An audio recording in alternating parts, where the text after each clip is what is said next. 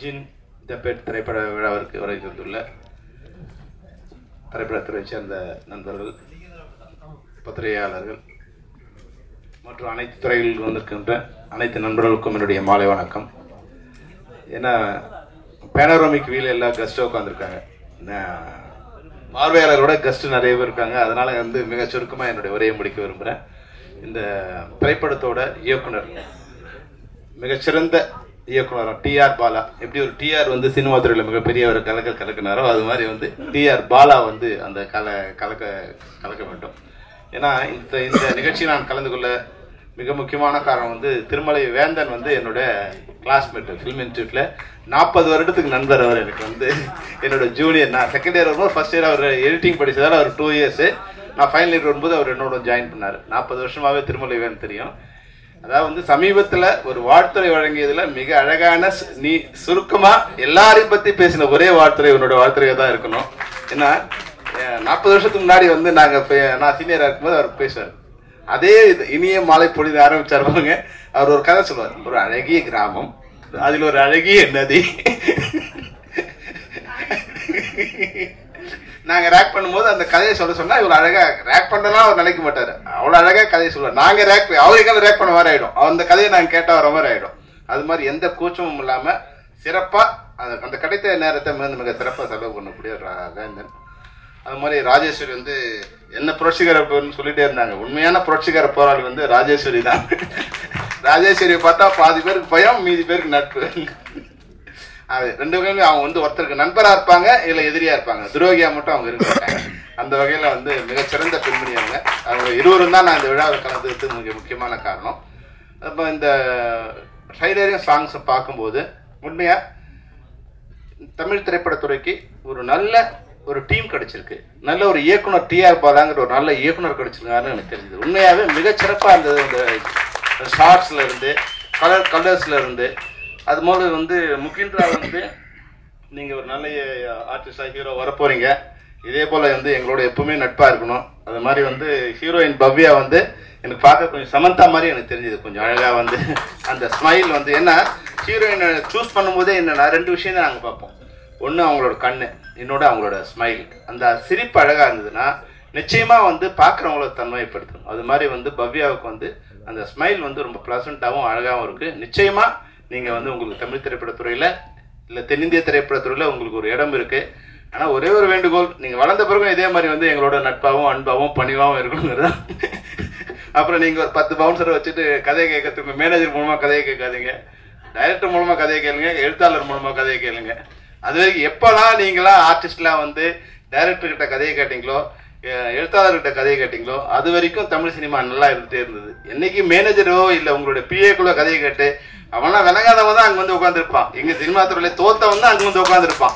அவன் எங்களை பார்த்து எங்க மேல அவனுக்கு ஒரு கோவம் இருக்கும். நாங்க ஜெயிச்சவனை பார்த்து அவனுக்கு கோவம் இருக்கும் இல்லையா? அவங்க எங்களை ஃபில்டர் பண்றதுலே இருப்பான். அவனுக்கு யார் சலாம் அடிக்கிறோனோ அவன் தான் அங்க ஹீரோ கிட்ட போற மாதிரியான ஒரு சூழ்நிலை இன்னைக்கு இருக்கு. அது மாதிரி நீங்களாம் இல்லாம மறுபடியும் பழைய சினிமா துறையில ஹீரோவுக்கும் நாயகர்களுக்கும் நாயகியருக்கும் தொழில்நுட்ப கலைஞர்கள் ஒரு நேரடி ஆக்சஸ்ல இருந்ததுன்னா, படம் முடிஞ்ச பிறகு கூட நான் இப்போ 16 படம் பண்ண 16 படத்தோட இயக்குனர் நாயகர்களோ நாயகியரோ இன்னை வரைக்கும் நட்பா இருக்காங்க. ஆனா இன்னைக்கு ஒரு படம் முடிஞ்ச உடனே அதோட இயக்குனருக்கு அடுத்த அந்த ஹீரோவோட பழக்கம் எல்லாம் போயிடுது. அப்போ இந்த இண்டஸ்ட்ரி அப்படி ஒரு தொடர்பு இல்லாத இண்டஸ்ட்ரியா, நட்பு இல்லாத இண்டஸ்ட்ரியா மாறிடுது. அப்போ நட்பு இல்லாத போது என்னோட படங்கள் தோல்வியாட ஆரம்பிச்சதுக்கு நான் ஒரு காரணம் கண்டுபிடிச்சேன். ஏன்னா எப்ப படைப்பாளிக்கும் நாயகனுக்கும் நாயகருக்கும் ஒரு புரிதல் இல்லையோ இல்ல நட்போ இல்லையோ அந்த படம் ஜெயிக்காது. அவங்க மேல முதல்ல எங்களுக்கு ஒரு அன்பு இருந்தாதான், நட்பு இருந்தாதான் அந்த படத்தை சிறப்பா எடுக்க முடியும். அப்போ இப்ப இருக்கிற இண்டஸ்ட்ரிக்கு நான் சொல்ல விரும்புறது என்னன்னா, நீங்க ஒரு நட்பாவோட இருந்தீங்கன்னா நிச்சயமா இப்ப பாருங்க இந்த யூனிட் வரும்போது அந்த யூனிட் வரும்போதே தெரிஞ்சிடும் அந்த யூனிட் ஒரு நட்பான யூனிட், ஒரு யூனிட்டியோட இருக்குன்னு. இப்ப இந்த ஜின் யூனிட் வரும்போதே எல்லாரும் அந்த இதை போட்டுக்கிட்டு அந்த பனியனை போட்டுக்கிட்டு அவங்க டைரக்டர் பேர் வரும்போதோ இல்ல ஹீரோ பேர் வரும்போதோ ஒரு கூக்குரல் ஒரு மகிழ்ச்சி யாராவது இருக்கு இல்லையா? அது ஒரு புது யூனிட், புதிய பிளட் இந்த இண்டஸ்ட்ரிக்கு வந்திருக்குங்கிறது மிக அழகா தெரியுது.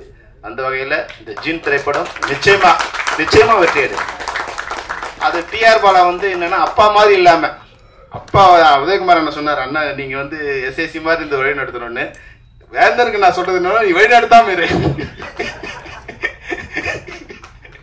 ஏன்னா அவனை பார்க்கும்போது எனக்கு தெரியுது அவன் வந்து ரொம்ப இன்டெலிஜென்ட்டா இருக்கான். அந்த ஆட்லாம் பண்ணதால அந்த ஷார்ட்ஸ் எல்லாமே வந்து அவனோட வந்து வேற மாதிரி ஒரு ஸ்டைல் இருக்கு, பொதுவான ஒரு ஸ்டைல இருக்கு. அதனால நீ வந்து அவனை வழி நடத்தாத, பின்னாடி இருந்து அவனை பார்த்துக்கிட்டு வழி தடமாறாம பார்த்துக்கிட்டு போ. நீ வழி நடத்தாத, தடமாறாம பார்த்துக்கிட்டு போ.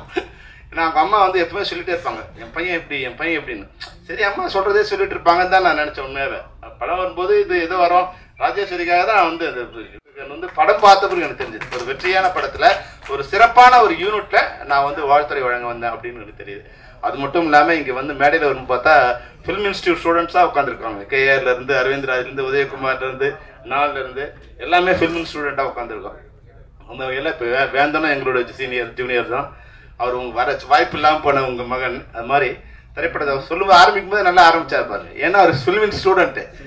தாமஸ் ஆல்வா எடிசனையும் லூமியர் பிரதர்ஸையும் ஆரம்பிக்கும் போது எங்களுக்கு போகணும்னு முதல் பாடம் சொல்லி கொடுக்குறது அதுதான். அதை வந்து முதல் விழாவில் அதை சொல்லிட்டார். அந்த வகையில் மிக சிறப்பானவர். இந்த திரைப்படத்துறை மிக நல்லா இருக்கணும். KR சார் பத்தி சார் சொன்னார் வந்து உதயகுமார் அண்ணன். எனக்கு வந்து ஒரு ரெண்டு விமர்சனங்கள் லைஃப்ல வந்து 2 விமர்சனங்கள் எனக்கு ரொம்ப பிடிக்கும். ஒன்று என்னன்னா, நான் அதிரடி படைன்னு ஒரு படம் எடுத்தேன். அதுக்கு முன்னாடி வந்து புலன் விசாரணை, கேப்டன் போரான், செம்பருத்தி 3 வந்து பெரிய ஹிட்டு. இப்போ இந்த படத்துக்கான இது ஓப்பனிங் வந்து மிக பிரம்மாண்டமான ஓப்பனிங். படம் இதுவாக இருக்கு. ஓப்பனிங் அடிச்சுப்படி உள்ள வராங்க. உள்ள வரும்போது எனக்கு விமர்சன கடிதம் ஒன்று வந்தது. அது என்னன்னா, அது நான் ஏற்கனவே சொல்லியிருக்கேன். இருந்தாலும் KR சாரோட இருந்து அதை சொல்லும்போது வேற ஒரு இதோட லிங்க் பண்ணுறதுக்காக சொல்கிறேன். அதை நான் பார்த்தேன். பார்த்தா ஒரு முன்னாடி 15 காசு கடிதம் இருக்கு இல்லையா, அதில் மேலே வந்து இருந்தது. பார்த்தா ஏதோ எழுதியிருக்கு. அது பார்த்தா தமிழ் மாதிரி தெரியுது. அப்புறம் பார்த்தா கொஞ்சம் தெலுங்கு மாதிரி தெரியுது. அப்புறம் அடுத்த லைன் பார்த்தா கன்னடம் மாதிரி இருக்கு. அப்புறம் அடுத்தது சான்ஸ்கிரிட் மாதிரி இருக்கு. ஒரு 8 லைன் தான் இருக்கு. அது என்னன்னே என்னால் படிக்க முடியல. ஒரு மொழி மாதிரி இருக்கு. அப்புறம் பின்னாடி திருப்பி பார்த்தேன். அவர் அதில் எழுதிருந்தான், நீங்க இதை படிச்ச இல்லையா, இது என்ன மொழின்னு உனக்கு புரியல இல்ல, அது மாதிரி உன் படமும் எனக்கு புரியல.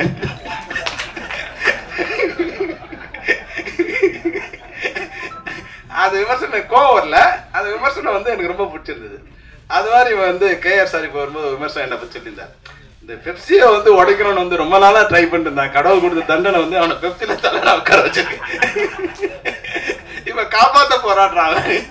அன்னைக்கு உடைக்கிறதுக்கு போறான்னா இப்ப காப்பாத்துறதுக்கு போராட்டம். ஆனா சார், நீங்க சீனியர், நான் சொல்றேன், 2த்துக்குமே சரியான காரணம் வந்து அன்னைக்கு பெப்சியோட தலைமை ஒரு அதிகாரபூர்வமான இல்ல ஒரு டிக்டேட்டர்ஷிப்ல இருந்தது. அன்னைக்கு வந்து படைப்பாளிகள் வந்து தங்க பண்ணதே காரணம் தான். அன்னைக்கு வெளியேந்து போறான்னா இன்னைக்கு உள்ள இருந்து போறாரு. 2 ஒன்று தான். என்ன பொறுத்த வரைக்கும் 2 ஒன்று தான். இன்னைக்கு சார்லாம் வந்து என்னன்னா, அவர் சொன்ன மாதிரி வந்து KR சார் வந்து மிகப்பெரிய ஜீனியஸ். அவர் நினைச்சா ஆக்கவும் முடியும், அழிக்கவும் முடியும். அவ்வளவு மிகப்பெரிய ஜீனியஸ் அவர். இன்னைக்கு சினிமா இண்டஸ்ட்ரி ஒரு சிரமமான நிலையில் இருக்கு. அதை அவரோட அறிவு வந்து சரியான இடத்துல பயன்பட்டா இந்த இண்டஸ்ட்ரியை அவரால் காப்பாற்ற முடியும். எனக்கு அவர் மேலே மிகப்பெரிய ஒரு இது. ஏன்னா அவரோட நான் வந்து கொஞ்ச நாள் இணைந்து பயணித்தேன்.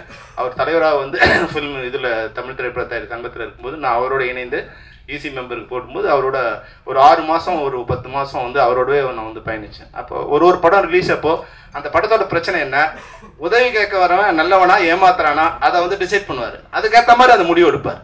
வர்றவன் வந்து தப்பு பண்ணாங்கன்னா அவனை காலி பண்ணிவிடுவார். அது எது சரியோ அதை மிக சரியா பண்ணுவார். அந்த அளவுக்கு அறிவுபூர்வமாகவும் அது எப்படி சாதுரியமாகவும் செயல்படுத்தக்கூடிய சிறப்பான ஒரு தமிழ் சினிமாவை படைப்பாளியா மட்டும் இல்லாம அது உருவாக்குற ஒரு இடத்துல இருக்கார். அதனால இன்னைக்கு நீங்களாம் ஒரு இடத்துல இருக்கீங்க. இன்னைக்கு வழக்கமா நான் சொல்ற விஷயத்த நான் சொல்றேன். இன்னைக்குன்னா தயாரிப்பாளர்களுக்கு இந்த படம் இன்னைக்கு எடுத்திருக்காங்க.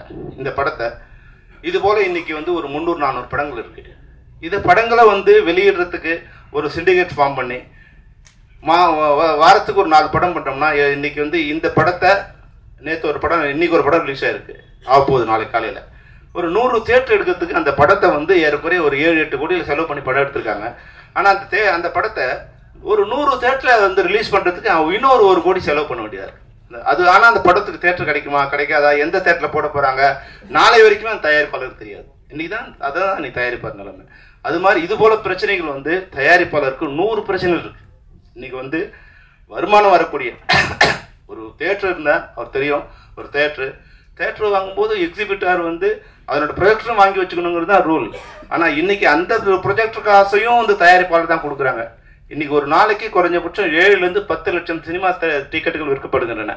அதுக்கு வந்து ஒரு டிக்கெட்டுக்கும் 15 காசு வந்து 15 ரூபாய் வந்து வசூலிக்கப்படுகிறது. ஏறக்கூடிய 2 கோடி ரூபாய் ஒரு நாளைக்கு வந்து ரசிகர் இல்லை இப்போ 30 ரூபானா இவங்களுக்கு 15 ரூபா வருது. அதை வந்து அது ரெண்டாக பிரிச்சுக்கிறாங்க. ஓனருக்கு 15 ரூபாய், அதை புக் மை ஷோவுக்கு 15 ரூபாயும் இவங்களுக்கு 15 ரூபாய் பிரிச்சுக்கிறாங்க. அப்போ ஏறக்குறைய வந்து 2 கோடி ரூபா ஒரு நாளைக்கு வந்து அதில் கலெக்ஷன் வருது. அப்போ பார்த்தீங்கன்னா ஒரு மாதத்துக்கு 60 கோடி ரூபா வருது. அது எல்லாம் யாரோட இதுக்கு வருதுன்னா தயாரிப்பாளர்களோட பணத்தில் தான் வருது. அதுபோல் வந்து விளம்பரம் வரதா இருந்தாலும் என்ன மாதிரி தயாரிப்பாளருக்கு 100 வகையில் வருமானம் வருது. ஆனால் அந்த வருமானம் தயாரிப்பாளருக்கு வருதான்னா தயாரிப்பாளருக்கு வந்து சேர்றதே இல்லை. நஷ்டம் மட்டும் தயாரிப்பாளருக்கு வந்து சேரும். படம் ஓடலையா, மறுநாள் காலையில் எல்லாரும் தயாரிப்பாளர் ஆஃபீஸில் இருப்பாங்க. படம் ஓடிச்சுன்னா இன்னைக்கு காலையில் என் நண்பர் சுந்தர் எனக்கு வந்து ஒரு வாட்ஸ்அப் அனுப்பிச்சிருந்தார். சொல்லமணி ப்ரொடியூசர்ஸ் நிறைய வேலை இருக்குது, அதை விட்டுட்டு உங்களே இதுக்கு சண்டை போட்டிருக்கான்னு தெரியல. என் படம் மதகதை ரிலீஸ் ஆகி 5 மாதம் ஆயிடுச்சு, இன்னும் அதோட ஷேர் என்னால் வாங்க முடியல. ஒரு தயாரிப்பாளரோட நிலைமை தான். அப்போ தயாரிப்பாளர் சங்கம் பண்ண வேண்டிய முதல் வேலை தயாரிப்பாளருக்கு. இப்போ நான் வந்து 50% இருக்கேன், என்னுடைய உறுப்பினர்களுக்கு என்ன பண்ணணுமோ அதை முதல்ல பண்ணிட்டு அடுத்த வேலையை பண்ணுறேன். அதுபோல் தயாரிப்பாளர் சங்கம் இருக்குது. அவங்க தங்களுடைய உறுப்பினருக்கு என்னெல்லாம் முதல்ல பண்ண முடியுமோ அவங்க தயாரிக்கிறதுக்கு, வெளியிடுறதுக்கு, மார்க்கெட் பண்ணுறதுக்கு அந்த படத்தை வந்து திருப்பி தயாரிப்பாளர் வந்து சேர்றதுக்கு பல வகையில் வருகின்ற வருமானம் தயாரிப்பாளருக்கும் வந்து சேர்க்கின்ற மாதிரி. இன்னைக்கு வந்து ஒரே ஒரு பாட்டுக்கு நான் டைரக்ட் பண்ண பாட்டு நான் ஓன் ப்ரொடக்ஷன், அந்த பாட்டை நான் இன்னைக்கு ஸ்டேஜில் பாடினோம்னா நான் ஒரு நாளும் 2 லட்சம் பணம் கொடுக்க வேண்டியது. இது மாதிரி பல லட்சங்கள் யாரோ சாப்பிட்டுருக்காங்க. ஆனால் அதில் ஒரே ஒரு காசு கூட என்னை வந்து சேர்றதில்லை. இதையெல்லாம் சரி பண்ணால் நிச்சயமாக தயாரிப்பாளருக்கு லாபம் வரும். அப்போ வந்து சண்டை இல்லாமல் யாரு கூட சண்டை போடுறோம், என்ன சண்டைனே இல்லாமல் ஏதோ ஒரு நடந்துகிட்டே இருக்குது. அப்படி இல்லாமல் தயாரிப்பாளர் உண்மையாக பிரச்சனை இருக்கா, கேஆர் சார் சொல்லட்டும், என்ன தப்பு இருக்கணும்னா சொல்லட்டும், அந்த தப்பை நாங்கள் சரி பண்ணிக்குவோம். ஏன்னா இண்டஸ்ட்ரி நல்லா இருக்கணும். அவரும் இண்டஸ்ட்ரியில் ஏற்கனவே 40-50 வருஷமாக இருக்காரு. நான் வந்து 40 வருஷம் ஆயிடுச்சு இண்டஸ்ட்ரிக்கு. நாங்கள்லாம் எல்லாரோட அதிகமான தொழிலாளர்கள் தான் இந்த இண்டஸ்ட்ரியில் 30-40 வருஷம் இருந்துகிட்டே இருக்காங்க. தயாரிப்பாளர்கள் வந்து 5 வருஷம் 10 வருஷம் இருக்காங்க. இது மாதிரி 30 வருஷம் இருக்க தயாரிப்பாளர்கள் சினிமாவில் ஒரு 10 விரல் வீட்டில் இல்லைனா ஒருத்தர் 2 பேர் இல்லை 4 பேர் 5 பேர். அப்போது தயாரிப்பாளர்களோட இந்த சினிமா வந்து தொழிலாளருக்கு மிக முக்கியமான மிக சொந்தமான இதுவாக இருக்கும். அப்போது அவங்க நல்லா இருக்கணும், இண்டஸ்ட்ரி நல்லா இருக்கணும். நான் எங்களுடைய மேடையில், எங்களுடைய ஜென்ரல் பாடியில், FCOட ஜென்ரல் பாடியில் ப்ரொடியூசர் நல்லா இருந்தால் தான் தொழிலாளி நல்லா இருக்க முடியும்னு சொல்லக்கூடிய தைரியத்தை நான் வச்சுருக்கேன். முன்னாடிலாம் வந்து ப்ரொடியூசர் கவுன்சிலில் FCO திட்டினா கை தட்டுவாங்க, FCOல ப்ரொடியூசரை திட்டினா கை தட்டுவாங்க. இன்னைக்கு நான் அந்த நிர்வாகத்துக்கு வந்த பிறகு தயாரிப்பாளர் பற்றி ஒரு குறையும் சொல்ல முடியாது. யாரோ இன்னைக்கு ஒரு 10% 20% பணம் ஏதாவது பிரச்சனை இருக்கலாம். 80% தயாரிப்பாளர்கள் எங்களுக்கு கொடுக்க வேண்டிய பணத்தை மிக ஒழுங்காக கொடுத்துட்ருக்காங்க. அப்போ அவங்க நல்லா இருக்கணுங்கிறது தான் எங்களோட நோக்கம். அது புரிதலின்மையாக சில விஷயங்கள் நடக்குது. அதை வந்து கேஆர் சார் நீங்கள் உங்களுடைய பழைய ஃபார்முலா அப்படி அதை சரி பண்ண முடிஞ்சிங்கன்னா அது எங்களுக்கு ரொம்ப சந்தோஷமாக இருக்கும். அந்த வகையில் ஒரு ஃபார்முலா வச்சுருக்காரு அவர்கிட்ட. அந்த ஃபார்முலா அப்படி அது என்ன ஃபார்முலா அவருக்கு தெரியும். அது ஃபார்முலா படி ஒருவேளை நாங்கள் தப்புனா நீங்கள் என்ன எப்போ வேணாலும் கூப்பிடலாம். கேஆர் சார் அவருக்கு எல்லா ரைட்ஸ் இருக்குது. சினிமா துறையில் சீனியரு, ஃபிலிம் இண்டஸ்ட்ரியில் என்னோட சீனியரு, அது மட்டும் எல்லா துறையிலும் அவருக்கு ஒரு நாலேஜ் இருக்குது. கூப்பிட்டு நீங்கள் FCOட தவறுது இல்லை செல்லுமணி என்னோட தவறுதுன்னு சொன்னால் அதை திருத்திக்கிறாங்க, தயாராக இருக்கும். ஏன்னா சினிமா நல்லா இருக்கணும். இந்த சினிமாவில் தான் இன்றைக்கி அண்ணா ஆர்வி உதயகுமார் சொன்ன மாதிரி எங்கே ஒரு ஊரில் இருந்த நான் வந்து இன்றைக்கி தமிழகம் முழுக்க அறியப்பட்டவனாக இருக்கிறது காரணம் வந்து அந்த தமிழ் சினிமா தான். அந்த தமிழ் சினிமா நல்லா இருக்கணும்னு நினைக்கிறதுல நானும் ஒருத்தர். அதனால் தமிழ் சினிமா நல்லா இருக்குது. என்ன விதமான இதுக்கு காம்ப்ரமைஸுக்கும் வர நாங்கள் தயாராக இருக்கிறோங்கிறத வந்து இந்த மேடையில் சொல்லிட்டு, இந்த படம் உண்மையாகவே நான் சொன்ன சும்மா இதுக்காக சொல்ல, இந்த படம் பார்க்கும்போது எனக்கு தெரியுது ஒரு வெற்றி படத்தோட ஒரு விழாவுக்கு நம்ம வந்திருக்கோம்னு தெரியுது. ஒரு மிகச்சிறந்த இயக்குனரை நாளைக்கு நான் வந்து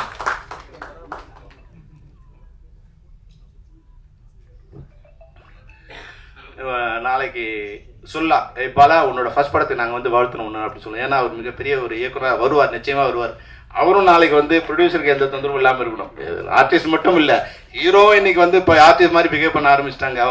அவங்க வந்து பெரிய லெவலான பிறகு ப்ரொடியூசர்ஸ் அவங்களை மீட் பண்ண முடிய மாட்டேங்குது. அது மாதிரி இன்னொன்று என்னென்னா மிக வருத்தமான விஷயம் எல்லாருக்குமே நான் சொல்கிறேன். நாங்கள் முன்னாடி வந்து ரெக்கார்டிங் போகும்போது அது என்ன மியூசிக்கு நாங்கள் காதால் கேட்போம். அப்புறம் வந்து டியூன் போடும்போது அது என்ன டியூன் கேட்போம், எங்கள் காதில் கேட்போம். நம்ம ரெக்கார்டிங் போகும்போது வந்து அதில் வந்து கீபோர்டில் இருக்காங்களா இல்லை வந்து லைவ் மியூசிக்கா இல்லை வந்து ரிதம்ஸா எல்லாமே அங்கே கேட்டு அது சந்தோஷப்படுவோம். ஆனால் இன்னைக்கு போகும்போது ஒன்றும் இதான் கேட்டுன்னு இருக்கும். அவங்க மாதிரி ரசிச்சுட்டே இருப்பாங்க. எப்படி வந்து நம்ம வந்து ப்ளூடூத் வச்சு பேசிட்டு 50 பைத்திய மாதிரி சிரிச்சுட்டு போகிறோம் ரோட்டில், அது மாதிரி நாங்களும் வந்து இதை கேட்டுக்கிட்டே ஓகே பாட்டு நல்லா வந்திருக்குன்னு சொல்லுவோம். அப்புறம் இன்னொரு விஷயம்னா, அப்போது அந்த குழந்தைய கையில் எடுக்க முடியாது. ஒரு குழந்தை இருக்கு வச்சுங்க, ஒரு பெற்ற குழந்தைய கையில் கொடுக்கும்போது அந்த குழந்தை வந்து ஒரு சாலிடாக ஒரு ஃபிசிக்கலாக கையில் இருந்தால் எப்படி இருக்கும், அது தொட்டு பார்க்கும்போது ஒரு தாய்க்கு எவ்வளோ ஒன்று இருக்கும். அது போல தான் இருக்கணும். அப்படி தான் இசை இருக்கணும், அப்படி தான் கதை இருக்கணும். இப்போ கதையை யாருக்கா சொல்லணும்னு நினச்சா முதல்ல ஹீரோஸ் என்ன தேவைப்படுறாங்க, எங்களுக்கு மெயிலில் அனுப்புங்கிறாங்க. குழந்தைய மெயில் அனுப்புகிற மாதிரி தான். ஒரு குழந்தைய பார்க்கணுன்னா மெயில் அனுப்பிச்சா குழந்தை எப்படி இருக்குமோ அப்படி தான் ஸ்கிரிப்டை வந்து மெயில் அனுப்பிச்சா அப்படி தான் இருக்கும். அது நான் சொல்லும்போது என்னுடைய இது வரும்போது உன்னை பார்த்து நான் கதை சொல்லும்போது நீ எங்கே ரசிக்கிற எங்கே ரசிக்கலங்கிறது தெரியும், அந்த கதையை என்னால் சொல்ல முடியும். ஆனால் மெயில் அனுப்பிச்சா நான் முதல்ல இருந்து தமிழில் யோசிக்கணும், இங்கிலீஷில் ட்ரான்ஸ்ஃபர். ஏன்னா உனக்கு கூட இருக்கிறவங்களாம் வந்து தமிழ் தெரியாதவனா இருக்கான், அவன் இங்கிலீஷில் படிக்கணும். அவன் பார்த்து ஓகே பண்ணால் தான் நீங்கள் அது படிப்பீங்க. அப்போ அவனுக்கு இங்கிலீஷில் அனுப்பணும், உங்களுக்கு தமிழ் அனுப்பணும். என்னோடய மூலையை நான் தமிழ்லேருந்து தெலுங்கு இங்கிலீஷுக்கு ட்ரான்ஸ்ஃபர் பண்ணணும். அந்த அளவுக்கு சரியாக வருமானு சொல்ல முடியாது. இதெல்லாம் இல்லாமல் நீங்கள் கதையை நம்ம தப்பாக பேசினா என்னை வந்து மன்னிச்சிருங்க. நாயகர்கள் நீங்கள் கதையை ஸ்கிரிப்டை வந்து மெயிலில் கேட்காதீங்க, மெயிலில் பார்க்காதீங்க. டைரக்டர்கிட்டையோ ரைட்டர்கிட்டையோ நேரடியாக உங்கள் கதையை கேளுங்க தான் இந்த ஜின் மூலமாக நான் உங்களுக்கு சொல்ல வர வேண்டுகோள். இந்த வேண்டுகோளை நீங்கள் தயவுசெய்து ஏற்றுக்கணும். அப்புறம் இந்த ஜின் படம் வந்து ஏன்னா இது வரைக்கும் வந்து பேய்னா ஒரு பயம் தான் நமக்கு எல்லாரும். அந்த பேயே நாயாக்கி அது ஒரு பெட்டாக்கி அதை வளர்க்குற ஒரு படமாக இங்கே ஆக்கியிருக்காங்க. அந்த பேய் இனிமேல் தமிழ் சினிமாவை பார்த்து பேய் தற்கொலை பண்ணிக்கணும்னு நினைக்கிறேன். அந்த பேய்ங்கிற பயம் போயிட்டு குழந்தைங்களுக்கு வந்து பேய் வந்து ஒரு விளையாடுற ஒரு பொம்மை மாதிரி ஆயிடுச்சு. அந்த பட்டணத்து பூதை வந்து 50 இது மாதிரி ஜீபுமா மாதிரியோ இல்லை வந்து ஒரு கார்ட்டூன் கேரக்டர் மாதிரி ஆயிடுச்சு இதை வந்து பார்க்கும்போது. ஆனாலும் அந்த டெரர் கிரியேட் ஆகுது. உண்மையாக மறுபடியும் சொல்ல விரும்புகிறேன், ஹீரோயின் ரொம்ப அழகாக இருக்காங்க, இனிமையாக இருக்காங்க. அதை விட வந்து அந்த சாங்ஸ் வந்து உண்மையாக வந்து 3 சாங் கேட்டோம், 3 வந்து பிரம்மாண்டமாக இருக்குது. அதோட ஒரு ப்ளஸ் என்னென்னா நீங்கள் ரீரெக்கார்ட் பண்ணும்போது அந்த ட்ரைலர் நீங்கள் ரீரெக்கார்ட் பண்ணீங்க, அது உண்மையிலே அது வேறு லெவலில் இருந்தது. அது வந்து ஒரு பியூட்டிஃபுல்லாக வந்து ஒரு டெரர் கிரியேட் பண்ணுங்க. ஒரு இதில் ஒரு சாஃப்ட்னஸ் வந்து அதில் வந்து ஒரு டெரர் கிரியேட் பண்ணுங்க. எந்த இளைஞர்களுக்கு வந்து மியூசிக் வரவங்களுக்கு வந்து ரீரெக்கார்டிங் சென்ஸ் இருக்கோ அவங்க மிக சிறந்த இசையமைப்பாளர் நிச்சயமாக மாறுவாங்க. நீங்கள் நிச்சயமாக மிக சிறந்த இசையமைப்பாளர் வருவீங்க. உங்களுக்கும் அதே வேண்டியது தான். இதே போல் நீங்கள் பணிவோடும் அன்போடும் நட்போடும் தயாரிப்பாளர் கூட இயக்குநர்கள் இருக்கணுங்கிறது தான் நான் உங்ககிட்ட வைக்கிற வேண்டுகோள். அந்த ஜீன் திரைப்படத்தில் இருக்க அனைத்து குழுவினருக்கும் தயாரிப்பாளருக்கும் குறிப்பாக என்னுடைய சகோதரி ராஜேஸ்வரிக்கும் என்னுடைய வாழ்த்துக்கள். நன்றி.